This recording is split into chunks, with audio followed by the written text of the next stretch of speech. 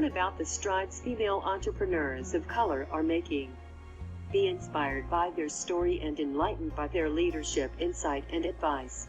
Welcome to WinHers United. This is Season 7, Episode 7, entitled Allow Yourself to Be Unboxed, with Dorothy P. Wilson. I'm your host, Nicole Walker, and I believe that business, mindset, personal development, and self-care are the 4 pillars to entrepreneurial success. This is why WinHers United is your one-stop shop for business, mindset, personal development, and self-care conversations with winning women of color entrepreneurs. Don't forget to go to Apple Podcasts and write us a review if WinHers United has made an impact on your life. Today, we will hear from an amazing powerhouse in the media. Dorothy P. Wilson is an author, brand strategist, coach, publisher, and speaker with 22 years of entrepreneurial experience.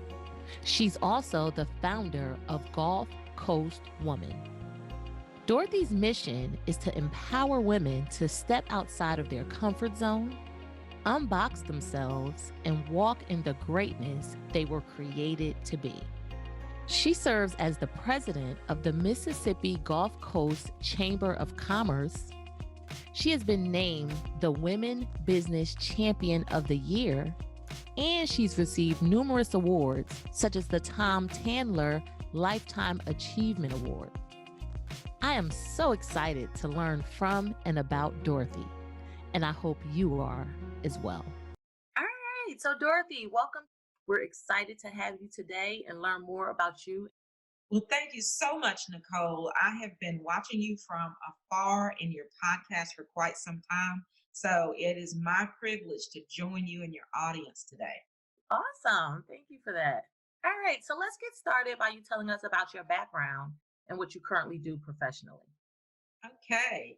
So I am a publisher by trade. I've been in the publishing industry for 36 years. My passion is empowering women. So obviously the things that I publish, Gulf Coast Woman magazine, which is a regional magazine, reaching about 65,000 people each issue, and Gulf Coast Weddings magazine, another one of my products, and then also book projects that I have done, such as Unboxed. All of those are focused on inspiring women, empowering women. So that is my passion.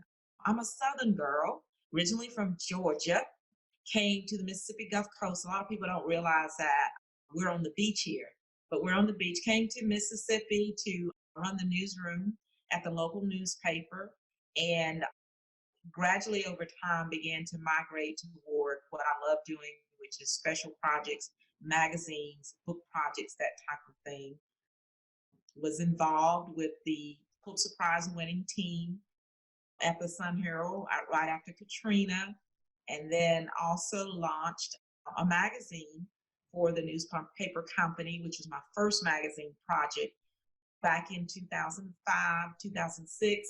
And I was so very proud of that publication. It was named Best in the State 4 years in a row. And that was when I was bitten by the magazine bug. And so I have been in that lane really hard ever since. I also am an author and a speaker, and I love empowering. And one of the efforts that I'm most proud of is the Success Women's Conference, which is one of the top professional women events in the country. I hear some people say it is the top women's conference. I don't like to get too far out there on the limb, but very proud of that effort. We're in our 6th year with that. Okay, nice. A very large and diverse background, right? Yes. All right, so tell us how you ended up in the magazine profession, or give maybe some tips for any women that are listening that would want to go into that realm. Well, I'll share something that I think is really important about magazine publishing. A lot of people may not quite grasp this, but magazines are an opportunity for you to amplify not only your brand and your message, but you're creating a stage for other women to begin to share their voice, to elevate their brand. And that's one of the things that, as someone who empowers and coaches, that's one of the things I help other folks with. If you really are interested in becoming more of a influencer, you can do that through publishing. And so that's one little tip that I want to put out there. The reason that I'm passionate about magazines is magazines are just like a person. A magazine has a personality. A magazine has a passion. It has a purpose. It has a feel. It has a look. There's a lot of creativity to it. It has functionality. It's a living and breathing organism, more so than any type of other media. It has such an ability to affect its audience, whether in a tangible, printed format or whether it's in a digital format. I just love magazines. I love being able to offer the opportunity to other women to be heard and to be seen. And I laugh about this all the time. It's like, I feel like Oprah, and you get a cover, and you get a cover, and you get a cover. I love that. Awesome. I love the correlation of a magazine equating to a person. I've never thought of it like that, but I like that, and it makes sense, right? Yes, yes. Okay, so let's go back in time a bit and tell us what you wanted to be when you grew up. Wow. When I was in high school finishing up, I applied at the University of Georgia to be a psychology major.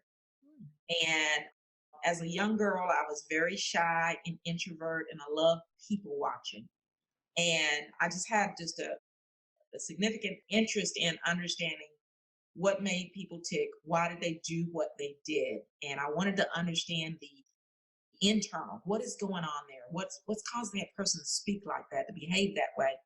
And my last quarter of school, semester or whatever it was back in the day, that was a long time ago, I needed one more elective. And I decided that I was not going to risk my GPA.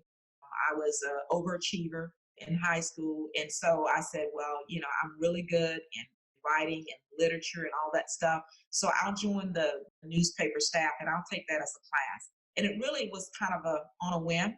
Before then, I did a lot of journaling. I wrote poetry, that type of thing, loved literature, loved writing essays and that type of thing, but never saw myself as a media person. Anyway, got into that class and no one wanted to do any work. And I have just a really solid hard work ethic. And so between classes, lunch breaks, before school started, after school started, the teacher, she had a desk sitting outside her door, and I would just go out there and I'd put together the whole newspaper. And I just loved what I was doing. It gave me access to people, and I could go from looking at them afar and trying to assess them to actually being a person in authority who I could ask questions. I could actually, be the one to interview them. And so that was the thing right there. It really got me. And so at the last minute, I changed my major to communications. Attended the University of Georgia, worked for the Rady School of Journalism's newspaper, got out, got a job at my hometown paper, and just got in that lane and started running hard. I started out as a reporter and then very quickly moved over to the managerial side in the newspaper realm and design, creating processes, love getting my hands in all of that. But the magazine part came later, and that came as a result of my love of managing projects. And after Katrina hit the Mississippi Gulf Coast, the publisher at the time said he wanted to create a magazine that celebrated everything that was still wonderful about the Mississippi Gulf Coast because so much had been lost. And I didn't know much about magazines at that point. I knew everything about newspapers, knew a little bit about books. And so I started studying what everybody else was doing and just looking around and asking a lot of questions. Actually went up to Birmingham where they published Southern Living magazine and Cottage Living.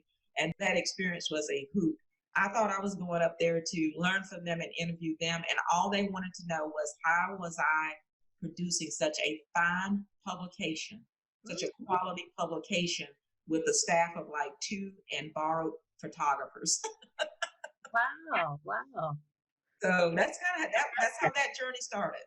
Okay, thanks for that. That's funny because I can see how the people watching relates over into everything you're doing now, right? So it's like we never know how the bigger picture is coming together by the smaller pieces, right? Yes, So yes, later on down the line, I love that happenstance of you just needing to fill in a class. yes, yes. Ah, I love that. Stroke of Awesome. stroke of destiny. Didn't even realize it at that time. Yes, yes. And even, right, like we may at times underestimate ourselves, right? But when you find someone that you look up to and find out that they're watching you or wanting to know about what you do, that's sort of like a confidence booster, Yeah, right? It lets you know that you're on the right path. So that's awesome as well. yeah. All right. So tell us about the kind of childhood you had. Well, that's a big part of my story. And I didn't get into this when you asked me why magazines and why what I do now. But I have a huge dramatic story behind all of that. As a young girl, I grew up in a home where my dad was a weekend alcoholic. He was very abusive. And I watched my mother, who was just a wonderful person, smart, witty, could do anything, worked hard, really loved people. And I saw her not have the opportunity to realize her fullest potential. And for me, as a young girl, I was the youngest of six children. There was nothing I could do to affect that drama that was around me. And I felt like I had tape on my mouth and my hands were behind my back. And so restrained, boxed, so to speak, and hence Unboxed for the name of my book project last year. But with that said, I want to do everything that is in my power and capacity to help unbox women, to help take the tape off of their mouths, to help untie their hands so that they can understand that who they are is not just about their job title. It's not just about whether they have a college degree. It's not just about what their boss told them or said that they were good at.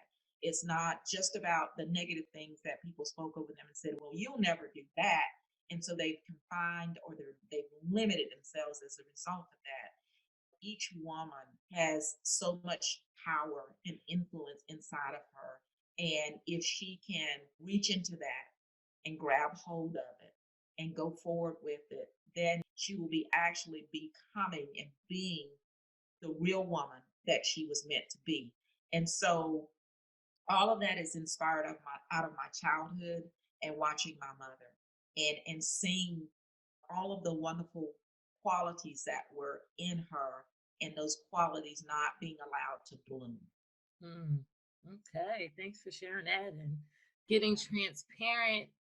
I love how like we experience pain or we see pain, and then if we're brave enough, we turn that pain into a purpose or we try to solve that problem, right? So I could definitely relate to feeling like I didn't have a voice, right? And then now with this platform, I'm able to talk and continue to talk, right? And allow other people the chance to talk as well. So Yeah, I definitely yeah. see how that plays a role in what you do. And I think it's amazing. One of the things that I say often since COVID struck is obstacles equal opportunities. Mm. I think, throughout my life, because of my childhood, that's the way I greet the day. There are going to be obstacles. It's all about how you decide you want to see them. Mm, okay, I love that. All right. So tell us about a pivotal point in your life and how it shaped who you are today. Yes, yes, I can do that. So, running hard in the media corporate lane, very successful, about, one position away from being publisher in a major newspaper chain. And newspapers started to make significant cutbacks in staffing. And in my mind, I saw myself as an essential cog in the wheel. And I knew that lots of people were being laid off. It was a very sad situation. I myself had one department, a creative department that I took from 21 people down to two people. And so, I saw the trends, I was living the trends, I was stressing and going through those trends. But honestly, in my mind, I saw myself when the last two people walked out the door and the chains were put on the locks, that I would be one of the ones who would be either holding the lock or putting the key in to lock it, because I did so much. Ran several departments, was involved even with departments outside of my area of influence, because I was really good at what I did. I was good with people. I was good with processes and systems, and so oftentimes I was called in to help. Well, about 2 years before it was my time to walk out the door, walk the plank, so to speak, I really started to feel inside that it was time for me to make a switch. But I couldn't do it. I was afraid. I had invested so many years into newspapers, and I made a good salary. It was I like to describe it this way: I was on crack, and I was I was not ready to get off the crack. So anyway, the day came. The publisher called me in and said, he was going to be folding some of the projects that I had been working on, and he said, and with that, we're going to be eliminating your position. And as a person who is accustomed to obstacles, I wasn't really shaken. I'm used to having to deal with a lot of difficulty. And so I just said, okay, there must be a reason. If this door is closing, something else is opening. And literally had a smile on my face. People kept coming to my office saying, I feel so bad for you. I can't believe this is happening. And it was like a funeral. It's like they were coming to the wake and I was still alive. And I'm looking at them and comforting them and saying, hey, it's going to be okay. So long story short, left there, got home, and here's the pivot. The easy thing for me to do, Nicole, would have been to get another corporate position. Because if you are trained as a communicator, there are so many jobs that you can be effective in. Big companies, that was the obvious thing to do. Pie at the power company, apply, here or whatever. And something on the inside kept telling me, no, don't go back into that box, because that's what it was. It was a box. And so I began to just look around and said, I'm going to wait. I'm not going to allow fear to crush me. I'm going to see what's out there. And as it turned out, people started knocking down my door, asking me to help with marketing and branding, which they recognized that I was really effective at that. Then projects that I had created, those had to be marketed. And so I helped a lot of people in the community. And so very soon I told my husband, I'm going to have to get an office. Otherwise, we're going to go broke from me meeting people in restaurants, because I don't want them to come to my house. And so I moved out, got an office, launched a marketing business. Bam, just like that. And then the next thing, people started telling me that a local publication that had been around for a while was for sale. And I could not find it. I couldn't locate a copy of it. I'd seen it before. I knew it existed. It was a very small publication. And one day I was driving on the main artery here, and I heard God speak to me, really heard him. And he said, pursue Gulf Coast Woman. And I was angry, Nicole. I wanted to get out of my car right there in 6 lanes of traffic and yell at the sky and said, I have been looking for that publication for 2 weeks now. Where is it? And so the next day I walked into a building to go to a board meeting, and there was a big stack of Gulf Coast Woman magazine. It was a newsprint publication, tab size. It wasn't glossy, staple or anything. It's a small, smaller publication. Walked in, saw copies of it, and literally just stood there with tears running down my face because of what had happened the day before. And I knew God was saying, yes, you heard me, and I'm going to point you to it. Picked it up, called the woman who owned it. We met. From day one, we were like sisters. We hit it off. Long story short, over time, I bought a 50% share. And then over time, she said, I have too much on my plate. I just kind of need to get away from this. And I finally just convinced her, please keep 5 shares, because you invested so many years in this, and you may regret this later. And so that's how I became a magazine owner. Wow. That gave me chills listening to your story, right? I love that. And I'm just amazed. You searched for 2 weeks and then walk into a building and it's right there like, hey, here There I it am, is. right? I love how everything falls in line. Like when you're walking in alignment or when something's meant for you, you Yes. won't have to dig to find it. Like it'll smack you in the face, right? So it's up to you on whether or not you are willing to follow the smack, or allow it to pass you by, right? I call it God tackling you with blessings. Yes. Runs you down. Yes, I love that. All right. So tell us about what you're currently doing to improve yourself personally or professionally. Okay, great, great. Well, one thing is a lot of people are pressing pause because of COVID and they're taking a wait and see. And I just keep encouraging and coaching people. No, you need to press play and you need to press it hard. And Mm, so for me, in this season, things that I have been thinking about for months, things I've been thinking about for years, things that were even on my strategic plan for next year, I am saying now is the time. There's a big shift in everything. There's a big shift in media. People are spending more time digitally, virtually. And mm, so I have launched a ton of things, including an online show, a new digital business, an affiliate to my print components and social media components that my business offers. And then also a coaching program that I am so very excited about. I am coaching career women on how to become unstoppable, how to become successful beyond their wildest dreams. And it really goes back to the unbox. I want to help unbox women. I want to unbox them so they can become the complete and total success that they're capable of becoming. And so, working with the coach on that because I want to do it well, I want to do it right. The other thing that I'm working on is even though my magazine company is a regional brand, there are many national companies who want to target women in this region.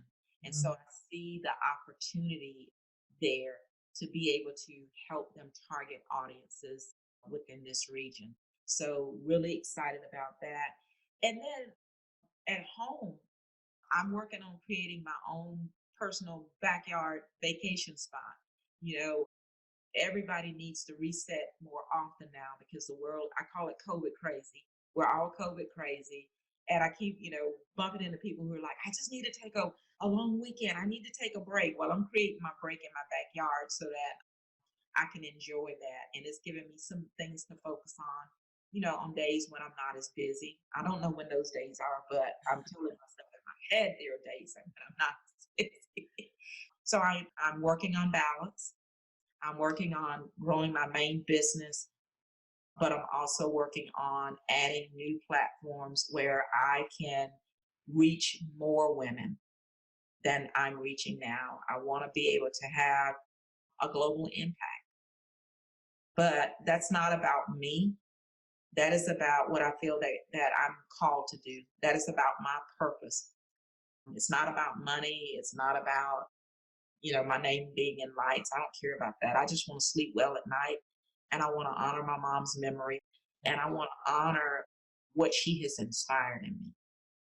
Okay, thanks for sharing that. I love your encouragement to keep pushing, right? Because it is unforeseen times, it is trying times, Yes. but it's also opportunity to do some great things, right? Like we have a lot of time on our hands. Yes. And guess what? Especially in the virtual arena, people don't hold you to the high standard. One of the things that kept me from launching my online show was I was like, it has to be excellence. That's part of my brand. That's how I do things. Well, guess what? That same level of excellence, people are not looking for that. They're looking for content and Mm, they're more focused on content right now. And so that's an opportunity. That's an open door for people who are listening to this. Hear that. That is an open door. okay. You Yeah, can don't be overthink it. scared and you can do it raggedy. Not real raggedy, but a little bit raggedy. Yes, yes. And I love your backyard space, right? Like I got a lanai and it was all I feel like God's timing. I literally live on my lanai. If I wasn't doing this Yeah, interview with you you right really now, prepare you.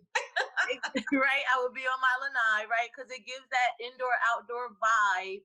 And since Yeah, we can't go out as much, right, it's a great way to get some peace and not feel so constricted under these constricted times, right? that's right. I love that. All right. Hey, it's me, Nicole, jumping in and taking Dorothy's advice to unbox myself. So, if you're interested in starting a podcast, I've opened my calendar for podcast launch consultations. Go to bit.ly/winher -pod and that's with a capital W, a capital H, a capital P, and a capital C. I would love to see if I can help you out. So tell us about your morning routine. Okay. I want to have quiet time in the morning where I can reflect. I want to hear God. I want to talk to him. He's my friend. And I just want to have a little time where I can talk to him and I can at least try to hear from him. I like to ask him in the mornings, what would he have me accomplish for that day? Because oftentimes in our busyness and in our calendars and our checklists and our to-do list, we lose sight of what is important every day. Mhm. And sometimes what is important to God and what he would have me to do has nothing to do with what's on my to-do list. And sometimes what I hear from him is simply call someone and check on them, send them a text message, drop a fruit basket off to someone, or make sure you take the time to check in on this staff member today. Those are the kinds of things. They're simple things, and they always have to do with people. Those are the kinds of things that are important. And sometimes we lose sight of those things in our busyness and our, morning prep. So I like to just kind of wake up and just kind of lie there for a little bit, have some quiet time. And then I like to listen to an audio 1 year Bible because I can stop it and write down notes and whatever. And I'm a night owl by nature from all those years working in newspapers. So I tell my husband, don't try to talk to me about anything before 10 o'clock. I'm an introvert by nature, but when I say that, nobody believes me. No one will believe that. But that's my introverted time where I don't want to talk to anyone. I just kind of want to feel, I want to be at that time. Okay, thanks for sharing that. I love the fact that you are realizing every part of yourself and finding ways to nurture those parts, right? Because we have different parts and we do have to find a way to make sure that we're whole in every one of those areas, right? Yeah, So so I can very. relate to people not realizing, like I tell people I'm shy and they're like, where? And I'm like, I really am, you know? So Nicole, I see so many women, they just pour, pour, pour, pour, pour, pour. And the thing is that guess what? What over time, what you're pouring out is not nearly as good. It's not nearly as impactful. It's not nearly as influential if you have not had a chance to have yourself poured into and refilled. You can't pour out goodness if what's on the inside of you is strife, struggle. I'm tired. I'm depressed. I'm angry. I'm bitter. You don't have good stuff to pour out. And so you have to be refilled. You have to refill you have to be intentional about being filled up yourself so that you can pour into others. Yes. okay, thanks for that. I love it. All right, so tell us about the last book that you read or listened to. Oh, wow. I really like listening to books more so than others. And then even more so than books, I like podcasts because they're dynamic and I get to hear different perspectives, different positioning, different viewpoints on things. And so I love Craig Groeschel. It's one of my favorite podcasts. He has a leadership podcast. And even though he's in ministry, his books and his podcasts are about leadership in general. And I love the simplicity of what he teaches. He lifts you above the day in and day out, and he's able to help you to think about or see something from a different perspective, a simplified perspective. It's like, well, if you boil all of this down, here's the nut of the matter. And so I really love that. I love listening to TD Jakes because he's such a great orator. And I'm a word person and I'm a communicator person. So his message is great, but even beyond the message, I am actually studying how he tells stories, Mm. how he chooses his words, the order in which he shares. All of that is fascinating to me. Okay, thanks for that. I love that spin, right? Because a book is not necessarily the only way that you can learn and grow, Yeah. right? And podcasts are a great way. Yes, I love it. Thanks for that. All right. So, do you use personal affirmations? A lot of personal affirmations. And Nicole, when you think about how I grew up, there was just a lot of negative energy on the inside of me. There was a lot of anger, a lot of bitterness. And once I developed a really close relationship with God and began to really study the word on a daily basis and really begin to talk to God, I began to understand better who I was through his eyes. Mm. I think that every day we have to see ourselves that way, because if we see ourselves through how the world and other people see us, we're going to be damaged goods. And that really, really impacts us. And, again, that was what the Unboxed book project was about, is oftentimes as girls, we're more sensitive. And Mm. sometimes hurtful things are said to us, negative words are spoken of, simple things like, you can't ever get it right. And here it is 20 years later, and we Mm. don't realize that we're still being impacted by something that was said to us when we were 10 years old.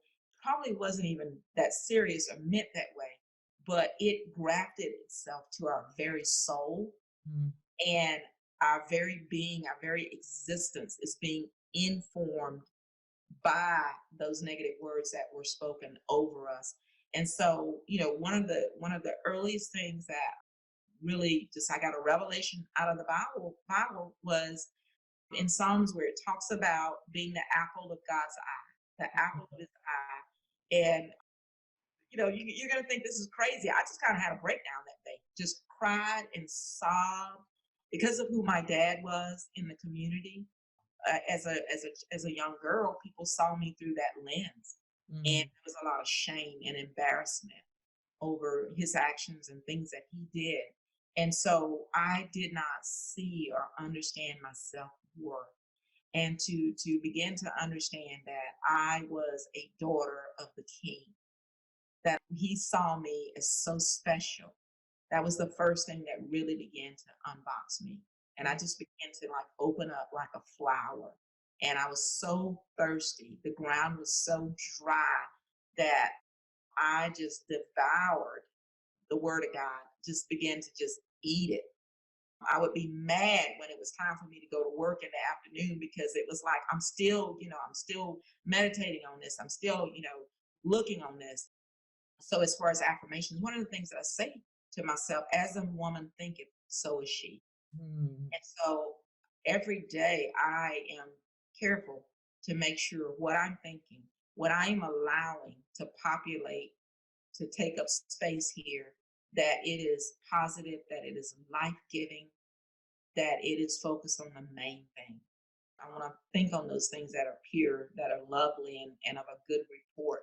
And you have to work at that, you know? And so that's one of my daily affirmations. Another affirmation is something that comes from Les Brown. You have greatness within you. And that is not to puff up myself, it's not out of pride. But if I understand that I have greatness within me, then I can go do great things and I can overcome fear. And I also can look right over the naysayer's head, because I'm looking at a vantage point that says I have greatness within me instead of the negativity and the obstacles that are right there in front of me. Those are some of the things that travel through my conscience on a regular basis. Okay, thanks for that. I love that. And that's a Great point that the Bible does have a lot of affirmations for us, right? Telling Yeah. us the way we should be thinking, what we should be believing. And I Yeah. do agree that affirmations, it's a rewiring, especially if you didn't necessarily grow up being told how great you were, or saw that example. That doesn't mean that you can't teach yourself how to think like that and retrain your brain, right? So that's what I love about it. And as women, we tend to be nurturers and we do so much for so many others. But oftentimes we don't get the miracle grow fertilizer and the extra water, and nobody comes in and works the soil up so that we can have more room to stretch out and to spread out, and nobody takes our pot and sit us out to catch some of the rainwater or to put us in a sunnier spot. And sometimes we get so focused on nurturing and taking care of others that we're not taking care of ourselves, and we lose sight of who we are, and we become boxed in by others' expectations and others' descriptions of Mm. who we are. And it's like, oh, okay, you're the such and such person, and you're the this, and you do this. And it's like, no, those are only aspects of who I am. Those are things I do, but that's not who I am. Yes, yes, thank you. All right, so tell us about the toughest struggle that you had to overcome and how you've overcame. Wow. I would say is learning to stand up for myself. Mm, So recall what my mother went through and how she stayed in that for years. And then as a teenager, I had a lot of anger and bitterness in me because it was like, why did she stay? Why did she allow herself to be abused? Why did she allow her children to be abused? Why did she stay? A lot of anger, like a lot of anger. And then later on, as I developed a relationship with God and began to understand that I was not the angry, bitter woman, that I actually was sweet and lovable and kind and had a big giving heart. There was this conflict or this struggle within me to try to find that balance of being giving, because I had every reason to give. I had every reason to be kind to others because I'd seen the side of what it looks like when people aren't that way.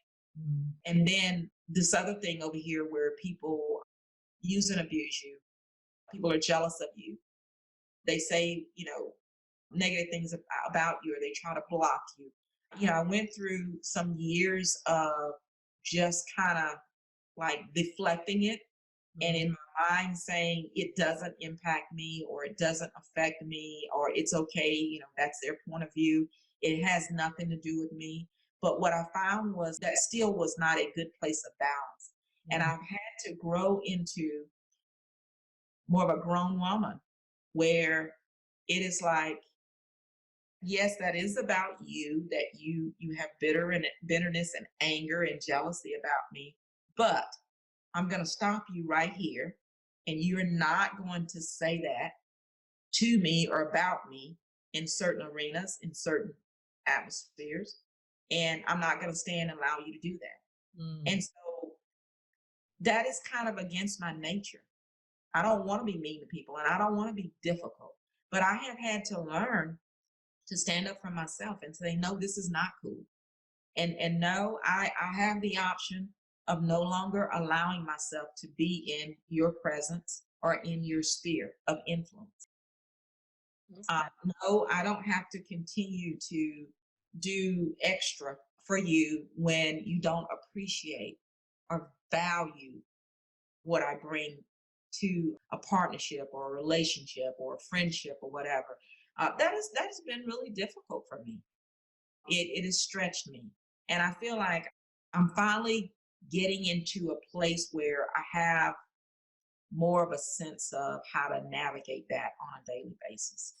Because by my very nature, I will just kind of like, that's conflict. I'm just going to walk around that. And I've learned that sometimes, no, you have to stand up with your sword and look conflict in the eye and say, I'll cut your head off if you say that again.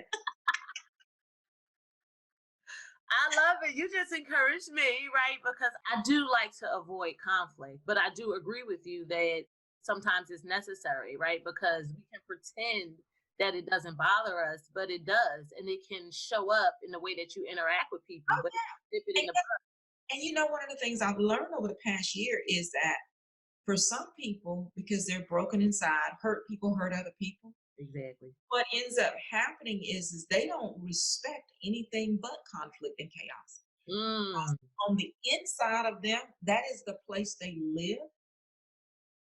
And they think that people who don't want to engage in conflict or who don't want to be ugly by nature, they see them as weak. mm-hmm. And so instead of them appreciating that you want to not fight or whatever, they actually go in more. They go in harder because they see you. It's like a bully, you know. Yeah. Like you seem like you're weak, so I'm just gonna bully on up. You know, I'm gonna power up over you. And that was like, wow, that was a revelation for me. And so, particularly in those kind of a situations, it's like you got to stop it at the door. Mm. You have to stop it at the door. Okay. I love that. That's like teaching people how to treat you, right? Like if Yeah, you don't teach them, then they'll just do whatever they choose to do, right? But you have exactly. to make those standards for yourself. Yeah. And again, that's part of the unboxing. You really have to understand the positioning and the space that you're standing in, Mm. and you have to protect that environment. And it's not protecting that environment if you are trying so hard to be oh so sweet and kind and Christian. All right. Thanks for that. So tell us about an aha moment that you had lately and how you've changed as a result. A big aha for me was being more intentional about killing things that are dying on the vine. I'm Mm. a nurturer by nature. The cup is always, it is not only half full, but it's overflowing in Dorothy's world. That's just, that's how that's my view. And so getting to a place where I am willing to pull the plug on things quicker when Mhm. they're not working, and being more strategic in, you know, not just getting the metrics, not just measuring and not just putting pixels on things, but actually looking at it and saying, yes, it has value, it has had some success, but let's weigh that success.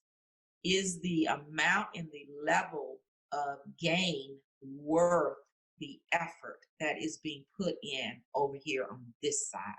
And Mm. so is pulling the plug. That's the aha. Is it's okay to say, yes, we're making some money off of that, but no, it's not enough money. Mm. That's a great business tip. It's hard because Nicole, most of the time people saying, well, I'm still making, as long as I'm still making some money off of it, I'm gonna do it. But how much effort and energy does it take from your organization? How much Mm. of your personal effort does it take? That's a great point. Yeah, Like, and I like that. Like I'm a numbers person, so I like how you mentioned not only pulling the metrics, right, but really analyzing them yeah, and the information that you need to get from them. That's a very great tip.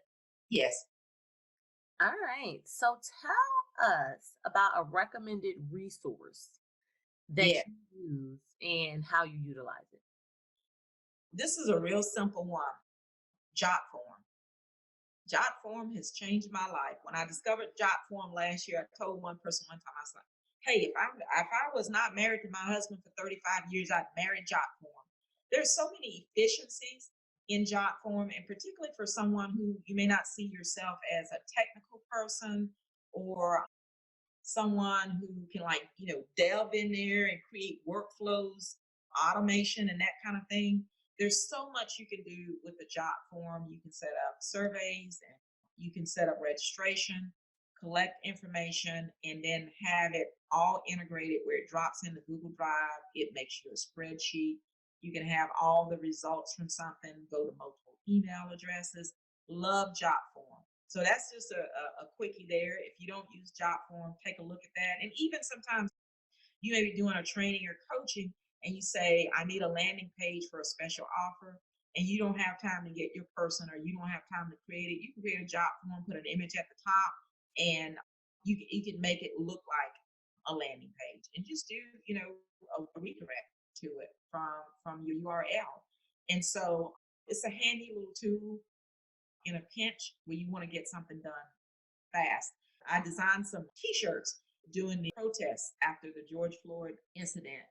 And I text a few people and say, hey, I'm going to wear these t-shirts to the protest. Would y'all like some? Like 6 or 7 people. Well, I ended up getting an order for almost 50 t-shirts. And so we showed up at the march, people started seeing them. And then more people that day on social media, my social media like just blew up. People were like, how do I get those shirts? And everybody's like, Dorothy Wilson, Dorothy Wilson. And so it's over the weekend. I went in there and created my little job form, pulled one of those photos off social media, dropped it in there, and voila, they could place their order. Just a real simple go-to. So love job form. That was excellent. I'm like, look, I'm ready to go to job form myself. I love that. And I love how you talked about all the different ways you can utilize it. I think I might have heard the name, but I haven't heard it described the way that you described it. That is exactly what I'm looking for. And hopefully that inspires people to make their life easier, because it's all about efficiency, right? And figuring out how you can get to the end goal without it costing $1 million and without it making your whole head gray, right? So, yep. All right, Dorothy. So tell us some advice that you have for an up-and-coming entrepreneur. Up-and-coming entrepreneurs. Yes. Most important. Remember how successful I was for all of those years. And then I was laid off at age 50. Wow. It was, the worst, like right after I turned 50. Here's a big thing. You get in your lane and you're working hard. But I want you to lift up your head and not ask yourself, what job do you want because of the money that it gives you and the prestige that it gives you? Oh, I want doctor, I want the title of this, I'm going to get, this degree or that degree. I'm going to get this training. I want this position and in my corporation. It's not about that. That is not real living. Real living is unboxing yourself, lifting your head up from what you do in the daily grind, in your daily work, in your daily personal life, your daily community life, and asking yourself, what is it that I was made to do? What is it that I was created to do? And for me, it's empowering women, okay? Giving women a voice. I understand that. So once you understand what that is, every opportunity, measure it by the purpose. So someone comes and say, we want to promote you to X role. You need to ask yourself, does that further my purpose, or is it just another distraction to keep from where I'm supposed to be going? When someone comes and says, would you like to serve on this board or that board? Ask yourself, does it serve my purpose? How well does it serve my purpose? If you understand what your true purpose is, it will be a guiding light to you. It will keep you from stumbling, but also, instead of you working a job for money, work will become something that you love and that you're passionate about. And you'll never get up again dreading that you have to go in on a Monday, but you'll get up excited because you get to do and further what you were called to do. If I could just take that and pour it into people's heads, if I could sell it, I would. I would. So many of us, we waste so many years of our lives doing something because we think it's going to impress someone else, because the world, everybody else thinks it's a big deal to be, a doctor, to do this. I have one son who's in the military. I have one who's a school teacher. And the one who's a school teacher, top of his class, was in high school, did really well. In college, top in the math department.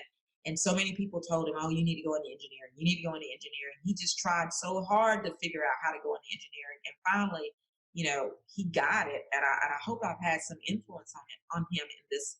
And he said, I want to teach. I want to teach.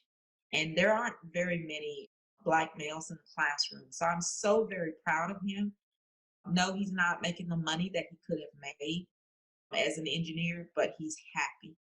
Yeah. Every day he comes home and he tells me, he says, Mom, when I played football, I put it all out there. I left it all on the field. And he's like, I'm leaving it all in the classroom now. He's tired every day when he comes home. But the next day he gets up and he's excited again because he's doing what he loves. He's doing what he was called to do. And every little boy, he was a teacher. Mommy, let me do it. Mommy, I can do it. Yes, I love that. Yeah, it is. Our purpose is so much bigger than a position, Yes, right? yes, it is. Yeah. Okay. And so young people don't get lost running around in circles, trying to do what somebody else is expecting you to do or what somebody else says is important. Do Yeah. you. Do you.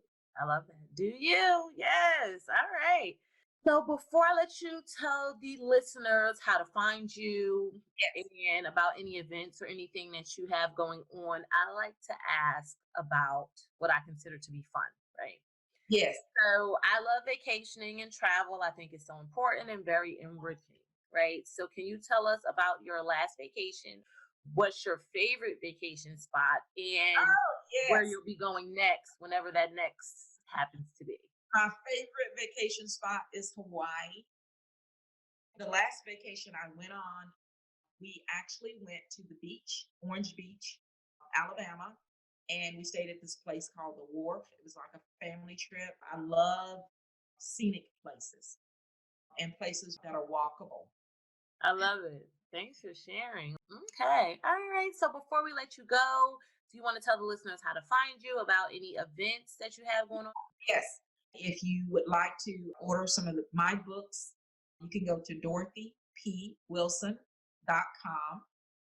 And I also would love for you to spend some time, visit with my magazine. Remember, I said a magazine is a person. You can find that at gcwmultimedia.com. So would love to connect with you. You can find me on Instagram at That Media Queen. You can find our publication at I Am GCW. And then, of course, we're on Facebook as GulfCoastWomanMagazine.com. And I'm on Facebook as Dorothy Patrick Wilson. Would love to connect with you. All right. Thank you, Dorothy. I love it. I love it. And I'll also include all of those links on the webpage that holds your interview. So if anyone wants to go directly to the webpage, they can link out to all of those different places. Great. Thank you so much for this opportunity. And I want to say that I'm very proud of what you're doing. You inspire me with your podcast, and it makes me want to do more in this line, in this vein. And so congratulations on all of your achievement. Thank you. Yes, I love it. Thanks so much, Dorothy. I appreciate you. I appreciate you coming and sharing with us today, being transparent, and as well as teaching us. So it's been a pleasure. Same here. Have a wonderful day. You too. Thank you for tuning in to another episode of WinHers United. I hope you found this episode useful and continue to unbox yourself to be the WinHer you were meant to be. As always, be empowered and empower on.